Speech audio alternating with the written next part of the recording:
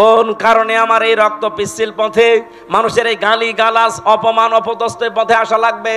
আমি দেখতে পাচ্ছি এই রাস্তাগুলোই না আসলে যারা আছে এরা একটাও এই রাস্তা ঠিক রাখবে না, রাস্তাও খেয়ে ফেলবে। আর এইটাকে এখন কেউ বলছে যে না এরা রাজনীতি করছে, এটা ধর্ম ব্যবসা করছে।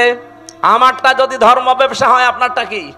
আমি ওই দিন শুধু ফতোয়া পর্যন্ত দিয়েছিলাম, আদেশ দিতে পারিনি। বলতো হুজুর ফতোয়া দিয়েছেন ঠিক আছে, কার্যকর করলেন কেন? এদেশে কোরআনের আইন চলে।